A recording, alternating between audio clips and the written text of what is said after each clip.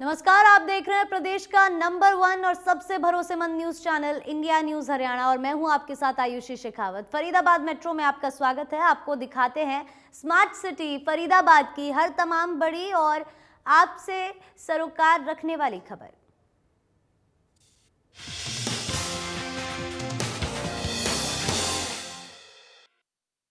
Corona के बढ़ते मामलों के बीच 60 साल से ज्यादा उम्र वालों, हेल्थ वर्कर्स और फ्रंटलाइन वर्कर को बूस्टर डोज लगनी शुरू हो गई है। फरीदाबाद में वैक्सीनेशन सेंटर पर तीसरी डोज के लिए अलग से काउंटर बनाए गए हैं, जहां बुजुर्ग व्यक्ति सीधे आकर तीसरी डोज ले सकते हैं।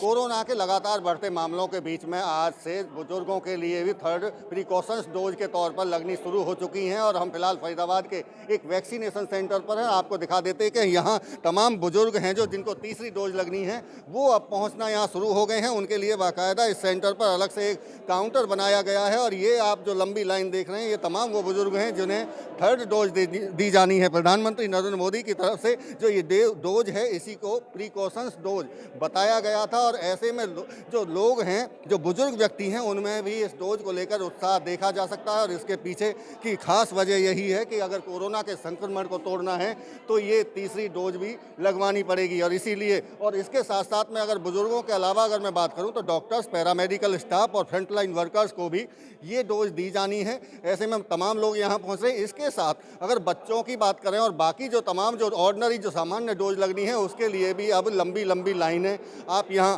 देख सकते हैं। पूरी तरह से चूंकि लगातार जो संक्रमण बढ़ा है उसके बाद में लोगों में जागरूकता देखने को मिल रही है और ऐसे में ये जो तमाम लोग हैं अब यहाँ वैक्सीन लगवाने के लिए पहुँचे हैं और इनका साफ तौर से यही मानना है कि जितनी जल्दी वैक्सीन लगेगी उतना ही जल्दी इस जो संक्रमण है इससे बचा जा सकता है। क्योंकि यहाँ देखिए, आपको मैं अगर तस्वीर दिखाऊं तो यहाँ किस तरह का प्रावधान किया गया, व्यवस्था की गई है, इसको लेकर भी हम बात करेंगे। डॉक्टर से प्रसाद दुबे जो इंचार्ज हैं सेंटर के, उनसे बात कर लेते हैं। सर, बुजुर्गों के लिए थर्ड डोज का इंतजाम किया गया है, किस तरह क्या व्यवस्था की गई है? आज हमने जो बुजुर्गों के लिए, हेल्थ केयर वर्कर के लिए और फ्रंटलाइन वर्कर्स के लिए हमने जो थर्ड डोज, प्रिकॉशनरी डोज का जो इंतजाम किया है उसके लिए हमने एक अलग काउंटर की व्यवस्था की है। और जैसा कि पहले हम आप लोग को पता ही है कि प्रधानमंत्री जी ने बोला था कि 10 जनवरी 2022 से हम बूस्टर डोज की शुरुआत करेंगे, तो आज हमने वो शुरुआत कर दी है और हमने एक अलग काउंटर उसके लिए बनाया है। और आप देख ही रहे हैं कि काफ़ी सारे बुजुर्ग लोगों की तादाद में आने लगे हैं। और इसमें जो है जिसको सेकंड डोज जो है लग के 39 वीक्स या दूसरे शब्दों में कहें तो 9 महीने अगर हो चुके होंगे तो ही वो एलिजिबल होगा थर्ड डोज, बूस्टर डोज के लिए। बूस्टर डोज के लिए एलिजिबल 9 महीने के बाद होगा, लेकिन इसके साथ साथ में अगर रजिस्ट्रेशन की बात करें तो रजिस्ट्रेशन की प्रक्रिया क्या रहेगी? क्या उन्हें सर्टिफिकेट दिखाना होगा यहाँ आकर? देखो, रजिस्ट्रेशन के लिए कुछ अलग से कोई रजिस्ट्रेशन करने की आवश्यकता नहीं है। वो जो पहले से ही वो रजिस्टर्ड हो चुके हैं उसी नंबर को और उसी आधार कार्ड नंबर से हम उसको सर्च करते हैं पोर्टल पे, और अगर उनका पोर्टल पे नाम आता है और पोर्टल दिखाता है कि उनको फर्स्ट डोज और सेकंड डोज लग चुका है और थर्ड डोज के लिए वो एलिजिबल है, तो हम उनको थर्ड डोज लगाएंगे। थर्ड डोज लगाएंगे। ये तमाम तरह की व्यवस्थाएं जरूर की गई हैं। बात करेंगे सर, थर्ड डोज लगवाने पहुंचे हैं आप? हाँ सर, तीसरी डोज है हमारी। तीसरी डोज है। क्या लगता है, क्या संक्रमण जो बढ़ रहा है लगातार कोरोना का, ये इसकी चेन टूटेगी अगर तीसरी डोज लगती है? देखो जी, सरकार करे तो अच्छा ही कर लोगे, हमारे लिए अच्छा ही करिए सरकार। तो आपको भी लगता है अंकल जी तीसरी डोज लगवाने पहुंचे हैं? हाँ जी, बिल्कुल तीसरी डोज लगवाने आए जी। तो किसी तरह की कोई परेशानी या कोई तो नहीं आ रही है सेंटर पर? नहीं, पहले भी कोई दिक्कत नहीं आई, अब भी कोई दिक्कत नहीं आएगी। देखिए, स्मूथली लगातार तीसरी डोज लगनी यहाँ शुरू हो चुकी है। तमाम ऐसे फरीदाबाद अगर जिले की भी बात करें तो यहाँ पूरे जिले में 50 ऐसे सेंटर बनाए गए हैं जहाँ अलग से तमाम बुजुर्गों के लिए काउंटर बनाए गए हैं। इसके अलावा अगर मैं बात करूँ तो ये जो लाइन आप देख रहे हैं ये उन सामान्य लोगों की है जो पहले से ही यहाँ वैक्सीन लगवाने के लिए पहुँच रहे थे। चाहे 15 से 18 साल के बच्चों की भी बात करें तो आप देख सकते हैं ये तमाम जो बच्चे हैं यहाँ 15 साल से 18 साल के बच्चे पहुँचे हैं डोज लगवाने के लिए वैक्सीन की। पहली चूंकि इनको कोवैक्सीन लगाई जा रही है तो इसलिए ये तमाम व्यवस्थाएं की गई हैं। और लगातार जिस तरह से लोगों का जो हुजूम अब वैक्सीन लगवाने के लिए जो उमड़ा है, ऐसे में पुलिस की भी व्यवस्था की गई है। बात भी करेंगे। मैम, क्या नाम है आपका? ज्योति रानी। अच्छा, ये जो लोग तमाम बच्चे आ रहे हैं, क्या लगता है क्या संक्रमण इससे खत्म होगा, चेन टूटेगी? जैसे गवर्नमेंट ने लागू किया है कि हमें एंट्री बंद कर रखी है, इससे लोगों में भी हो रहा है कि हम आके वैक्सीनेशन करें। और अच्छी बात है, जितनी जल्दी होए उतनी जल्दी वैक्सीनेशन आके करें ताकि लोगों को भी थोड़ा सा जो डर भय है वो कम होए, और हम मेहनत कर रहे हैं, लोग भी हमारे साथ आके कोऑपरेट करें, जल्दी से जल्दी आके अपनी वैक्सीनेशन कंप्लीट करें। खासतौर से बात करें 15 से 18 साल के जो बच्चे हैं, क्या उत्साह देखने को मिल रहा है उनमें या डर है मन में, क्योंकि आप लगातार उत्साह है, जैसे 15 से 18 वाले आ रहे हैं, ज़्यादा से ज़्यादा जागरूक हो रहे हैं कि हम जल्दी से जल्दी जाके हम अपना वैक्सीनेशन शुरू करें, और आ रहे हैं बहुत अच्छे तरीके से। लाइन ख़त्म नहीं हो रही है और ज़्यादा से ज़्यादा भीड़ लगी रहती है। 15 से 18 वाले बच्चों को हम लगा रहे हैं अच्छे से। ऐसे में जो बुजुर्गों को डोज लगने के साथ साथ में जो हेल्थ वर्कर्स हैं, डॉक्टर्स हैं, पैरामेडिकल स्टाफ है, उनको भी थर्ड डोज लगाने की बात की जा रही है, तो आप भी लगवा रहे हैं क्या? हाँ जी, आज से ही शुरू हो रही है, मतलब कि थर्ड डोज शुरू हो चुकी है, और हम भी अपनी जब हमारा टाइमिंग कंप्लीट हो जाएगा, थर्ड डोज वाला शुरू हो जाएगा, तो हम भी अपनी वैक्सीनेशन लगवाएंगे। बिल्कुल, देखिए बेहद ज़रूरी है कि तमाम लोग इस वैक्सीन को लगवाएं, और इसके साथ साथ में जिस तरह से जो संक्रमण बढ़ा है, कोरोना के मामले पॉजिटिव लगातार बढ़ते जा रहे हैं, इसमें बेहद ज़रूरी है कि आप वैक्सीन लगवाएं, सेंटर पर पहुंचें, और इसके साथ साथ में फिजिकल डिस्टेंसिंग के साथ साथ में स्वास्थ्य डिपार्टमेंट की तरफ से ये अपील भी की जा रही है कि आप मास्क लगा कर रहें ताकि इस कोरोना से बचा जा सके। फरीदाबाद से देवेंद्र कौशिक, इंडिया न्यूज़। फरीदाबाद में कोरोना के लगातार बढ़ रहे मामलों के बीच लोगों की लापरवाही भी बार बार सामने आ रही है। फिलहाल जिले में कोरोना के 3000 के करीब एक्टिव केस हो चुके हैं, लेकिन लोग बिना मास्क और बिना सोशल डिस्टेंसिंग के घूमते नजर आ रहे हैं।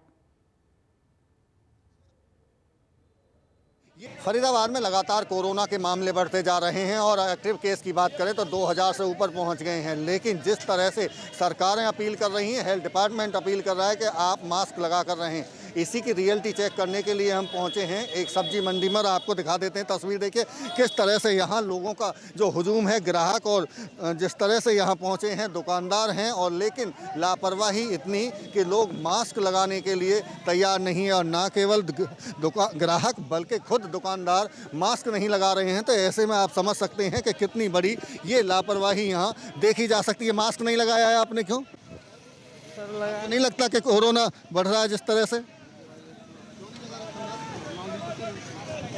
मास्क अच्छा, आप खाना खा रहे हैं इसलिए? हाँ जी, खाना खा रहे हैं ऐसे। बिल्कुल, आप देखिए कैमरा चलते ही उसके बाद में तुरंत ही अब लोग मास्क लगाना इन्होंने शुरू किया है। वैसा मास्क नहीं लगाया है, मास्क लगा। कोरोना लगातार बढ़ रहा है, आपको ये पता है। चलो कोई बात नहीं, लगा दो।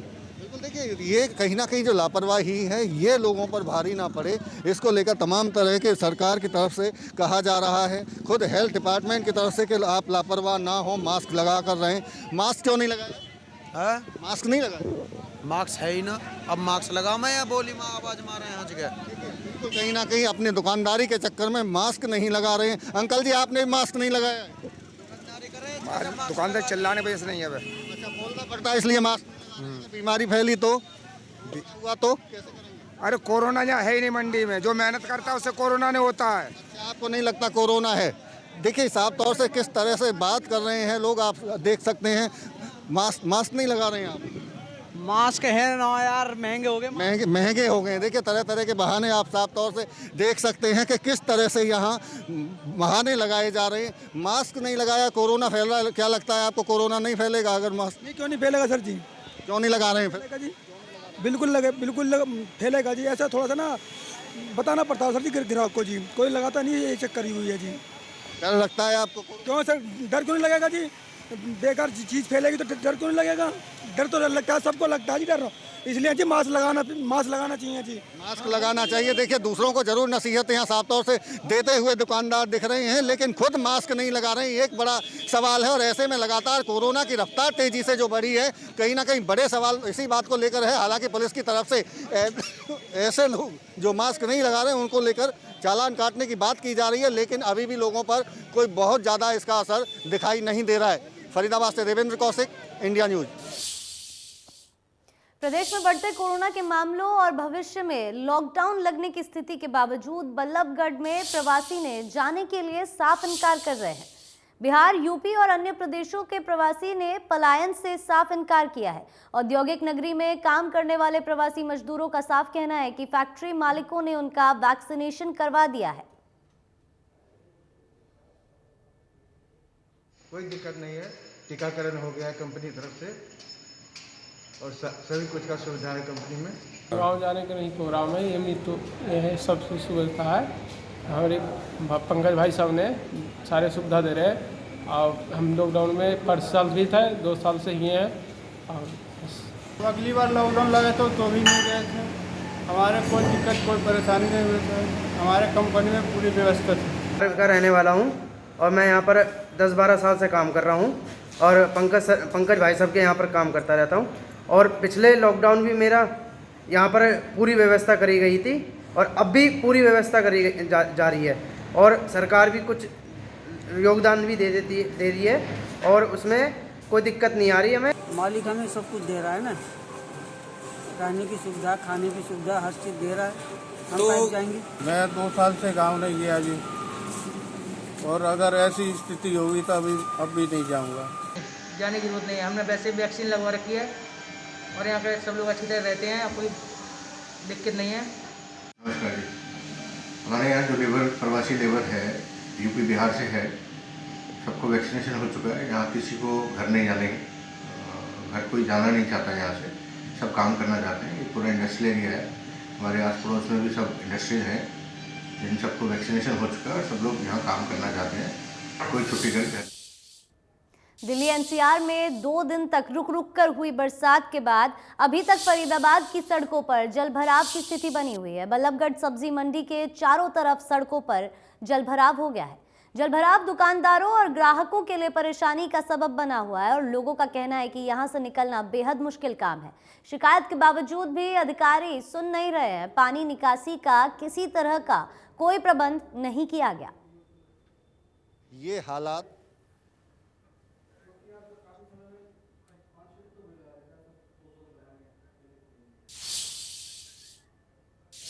सब्जी मंडी में जलभराव से कैसे लोगों को परेशानी हो रही है, संवाददाता देवेंद्र कौशिक की इस रिपोर्ट में देखिए।